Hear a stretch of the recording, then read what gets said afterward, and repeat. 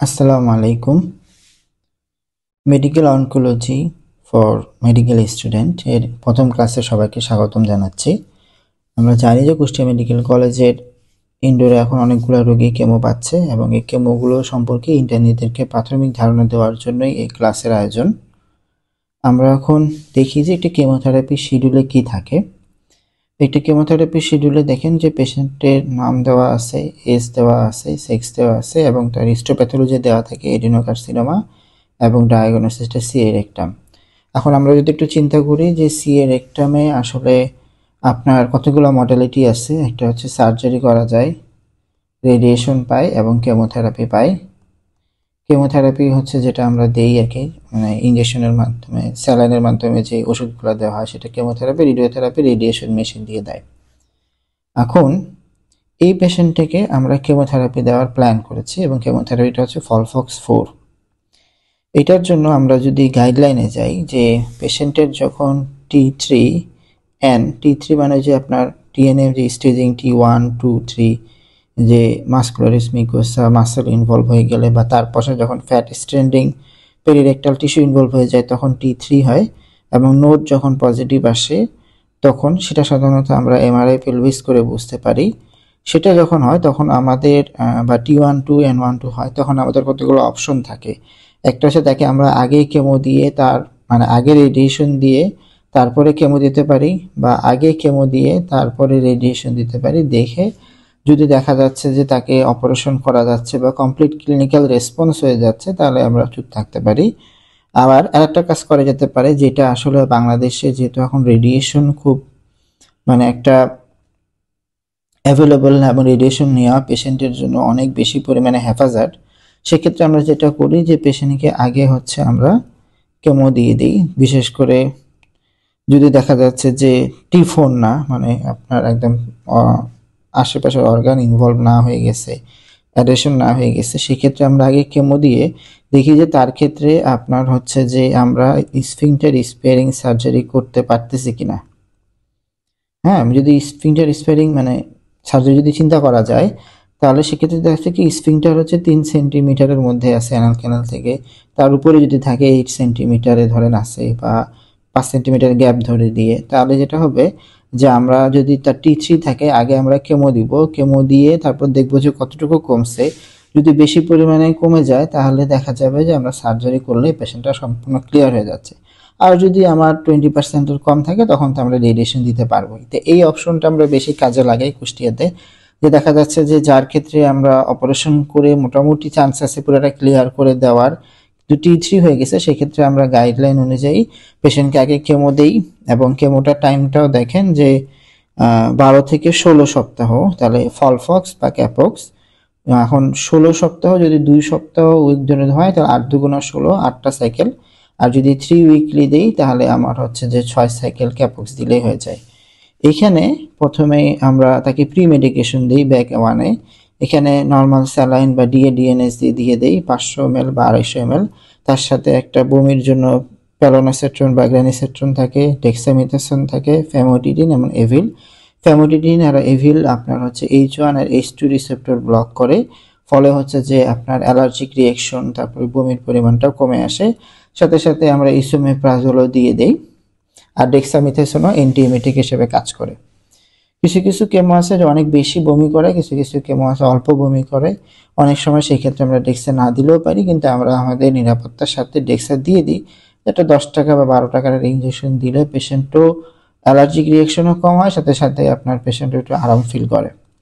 এখন প্রথম যে ঘরটাতে এখানে আমরা কি ওষুধটা দিচ্ছি তার জেনেরিক নাম দেওয়া থাকতেছে এবং কত নাম্বার দিনে এটা, রুট আইভি, এবং ডোজ হচ্ছে যেটা আছে সেটা 100 মিলিগ্রাম, এবং কি স্যালাইনে দিচ্ছি, কত ভলিউম স্যালাইন এবং কত ড্রপ পার মিনিট।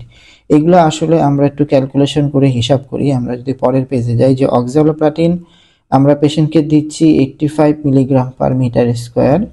সেই মিলিগ্রামটা আমাদের কাছে আসছে যে আমরা বিএসএ ক্যালকুলেট করেছি, এই যে বডি সারফেস এরিয়া ওজন থেকে, সেখান থেকে আমরা হচ্ছে মিলিগ্রাম পার মিটার স্কোয়ার হিসাব করে এই পেশেন্টের ডোজ আসে 137। বাংলাদেশের পেশেন্টে আমরা 90% বেশি ক্ষেত্রে ইউজ করি 123, কিন্তু পেশেন্টের বয়স বেশি থাকার কারণে প্লাস হচ্ছে যে অক্সালোপ্রাটিন 100 মিলিগ্রাম আর 50 মিলিগ্রাম ভাল থাকার কারণে পেশেন্টের একটু টাকা বাঁচানোর ক্ষেত্রে আমরা এই জন্য 100 মিলিগ্রামের একটা ইউজ করেছি। এরকম করে আমরা ডোজগুলো হিসাব করি এবং অক্সালোপ্রাটিনের টাইম হচ্ছে যে 90 মিনিট ধরে দিতে হয়। সেটাকে আমরা যে 15 ml পার 15 ড্রপে হচ্ছে 1 ml এই হিসাব করে আমরা দেখতে যে 83.33 ড্রপ পার মিনিট ধরলে আপনার হচ্ছে যে 90 মিনিটে যায়, সেটা আমরা রাউন্ড করে 80 ড্রপ পার মিনিট দিয়ে দিছি। এরকম করেই আমরা হচ্ছে হিসাব করি। আর দেখেন যে চতুর্থ দিনে মানে এটা যেহেতু 24 ঘন্টা ধরে যাচ্ছে, তাহলে আমার কেমো শেষ হইতে চতুর্থ দিনে চলে যায়। চতুর্থ দিনে আমরা একটা নিউফিল যেটা হচ্ছে গ্রানুলোসাইট কলোনি স্টিমুলেটিং ফ্যাক্টর, একটা ফিলগ্রাস্টিন, সেটা দিয়ে দিই। তাহলে যেটা হয় যে আমার কেমো ইনডিউস যে নিউট্রোপেনিয়াটা হচ্ছে সেটা আর হবে না। ফলে পেশেন্টের আপনার রক্তের যে নিউট্রোফিল, ইওসিনোফিল, বেসোফিল সেগুলো ঠিক থাকবে, ফলে পেশেন্টের ইমিউনিটি ঠিক থাকবে। এটা হচ্ছে একটা কেমোথেরাপির আমরা যে শিডিউল দিই সেটার বেসিক। এরকম আমরা কিছু কিছু পেশেন্টের ক্ষেত্রে, লাংয়ের ক্ষেত্রে, যেমন এই পেশেন্টকে আমরা পেলিটিভ কেমো দিচ্ছি, মানে ডোজ যেটা আসছে সেটা থেকে আরও অনেক কম। এবং যেমন হচ্ছে প্যাকলি, কার্বো। প্যাকলির ক্ষেত্রে আমাদের মূল ডিসিশন হচ্ছে প্যাকলিতে অনেক বেশি পরিমাণে অ্যালার্জিক রিয়াকশন হয়, এই জন্য আমরা কেমোর আগের দিন থেকে ডেক্সামেথাসোন, ফেমোরিডিন, এভিল দিতে থাকি। আর প্রতিটা কেমোর আগে অবশ্যই পেশেন্টকে সিবিসি, এইচজিবিটি, সিরাম ক্রিয়েটিনিন করতে দিতে হয়। সাথে সাথে আমরা পেশেন্টকে কিছু কেমোথেরাপি পরবর্তী চিকিৎসা দেই, যেমন প্যালোক্সি দেই, প্যালোনাসেটন, যাতে বমি না হয়। সাথে সাথে অ্যান্টিএমিটিক হিসেবে পেরিটপ, যেটা ইটুপ্রাইড নামে পাওয়া যায়, সেটা আপনার প্যাকলিটেক্সেল বা ডসিটেক্সেলের ক্ষেত্রে যেহেতু অ্যালার্জিক রিয়েকশন বেশি হয়, আর্থালজিয়া, মায়ালজিয়া হয়, তাই আমরা ডেক্সামেথাসোন দিয়ে দিই। একটা অ্যান্টি আলসারেন পিপিআই থাকে, তার নিউরোপ্যাথি হওয়ার সম্ভাবনা থাকে, বিশেষ করে প্যাকলিটেক্সেল বা ট্যাক্সেন বা ভিনকে অ্যালকালয়েডসের ক্ষেত্রে, সেই জন্য আমরা নিউরোপ্যাথ দিয়ে দিই। কিছু পেশেন্টকে আমরা, যেটাকে বিশেষ করে সিএ ব্রেস্টের রোগী, সেক্ষেত্রে আমরা হচ্ছে তাকে একটা ক্যালসিয়াম ট্যাবলেট দিয়ে দিই। তারপরে যেটা হচ্ছে ডক্সুরুবিসিন, সাইক্লোফসফামাইড, হাইলি ইমেটিক। তারপরে সিসপ্লাটিন, হাইলি ইমেটিক। সেক্ষেত্রে অনেক সময় আমাদেরকে ওলানজেপিন ইউজ করতে হয়, সেটা আমরা ওলানিও নামে পাওয়া যায়। তারপরে পেশেন্টের কষা পায়খানা হতে পারে, নিউরোপ্যাথিক পেইন হতে পারে, সেই জন্য মিরোগাবালিন ইউজ করা হয়। ব্যথা হলে নাপাডল খাবে। আর রুচির জন্য, যেহেতু কেমো দিলে রুচি কমে যায়, সেজন্য আমরা কমনলি মেজেস্ট্রল এসিটেট সেটা ইউজ করে থাকি। এছাড়াও পেশেন্টকে কিছু আমরা উপদেশ দিয়ে দিই যে কম মশলাযুক্ত খাবার খাবেন, বেশি বেশি পানি খাবেন। এবং যেহেতু কেমোগুলা নাদির, মানে সবচেয়ে কম ব্লাড লেভেল চলে আসে 7 থেকে 8 দিনের বেলা, এজন্য আমরা 7 দিন পরে সিবিসি পরীক্ষা করতে বলি। আর পরবর্তী যে কেমো তার 1-2 দিন পূর্বে অবশ্যই সিবিসি, এইচজিবিটি, এইচজিওটি, সিরাম ক্রিয়েটিনিন করতে হয়। এবং এখানে একটা গাইডলাইন দিয়ে দেওয়া আছে যে যেহেতু অনেক সময় রোগীগুলো আমাদের কাছে আসতে পারে না, নিকটস্থ মেডিকেল অফিসারের কাছে যায়, সেক্ষেত্রে যদি নিউট্রোফিল কাউন্ট 1500 নিচে নেমে চলে আসে বা টোটাল কাউন্ট যদি 2500 নিচে চলে আসে, তখন অবশ্যই ফিলগ্রাস্টিন বা নিউফিল দিতে হবে এবং 2 থেকে 3 দিন। এছাড়া মুখ পরিষ্কার রাখবে, ডায়াবেটিস, প্রেশার, থাইরয়েডের নিয়মিত ওষুধ চলবে, জরুরি অবস্থায় নিকটস্থ হাসপাতালে যোগাযোগ করুন। এবং এটা হচ্ছে পেশেন্টের একটা কেমো শিডিউল দিলে আমরা যে 21 দিন পর পর ডেট দিয়ে দেই, যে যদি আজকে 21 তারিখ পেশেন্ট যদি আমার হচ্ছে কেমো পেয়েছে, তাহলে তার পরবর্তী কেমো ডেট পড়বে ধরেন যে সামনের মাসের 11 তারিখ বা 10 তারিখ, মানে 21 দিন পরে হিসাব করে, সেরকম করে আমরা তখন এখানে ডেট লিখে দেই। আর লাস্টে হচ্ছে আমরা প্রতিটা পেশেন্টকে কিছু খাবার পরামর্শ দিয়ে দিই যে এভাবে খেতে হবে। মনে রাখতে হবে যে রোগীগুলো এসে জিজ্ঞাসা করবে, স্যার এটা খাওয়া যাবে কিনা, ওটা খাওয়া যাবে না, কতবার বলবেন, মাঝে মধ্যে মনে থাকে না। এই জন্য আমরা একটা কমন একটা ফরম্যাটে দিয়ে দিই যে সবচেয়ে মধ্যে সবচেয়ে বেশি ইম্পর্টেন্ট, যেমন যে দুধ যদি হজম করতে না পারে, তাহলে টক দই, পুডিং, পায়েস, সেমাই, লাচ্চা খেতে পারবে। বলে যে চিনির পরিবর্তে মিষ্টি কম দিবে, দরকার হলে চিনির পরিবর্তে মধু খাবে। 3টি বড় খাবারের পরিবর্তে প্রতিদিন 5 থেকে 6 বার ছোট খাবার গ্রহণ করবে।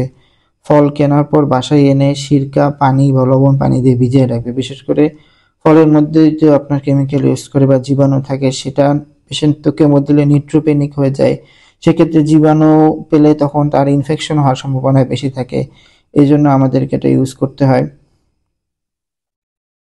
আর বাসি খাবার খাবেন না, যতটা সম্ভব সক্রিয় থাকুন। আর হচ্ছে এমন খাবার গ্রহণে বিরত থাকুন যে আপনার মুখগহ্বরকে আঘাত করতে পারে, যেমন অধিক মশলাযুক্ত বা অধিক টক, নোনতা, শক্ত খাবার। এবং খাওয়ার পরে 1 ঘন্টা মাথা উঁচু করে শুয়ে থাকুন বা বসে থাকুন। এরকম এই নিয়মগুলো তাকে পড়তে দিতে হবে এবং সেই নিয়ম অনুযায়ী খাওয়া দাওয়া করতে হবে। এটাই হচ্ছে আমাদের কেমোথেরাপির একদম বেসিক ওয়ার্ডে যেটা লাগবে, যাতে আমরা কিছু রোগীকে বলতে পারি। সকলকে ধন্যবাদ।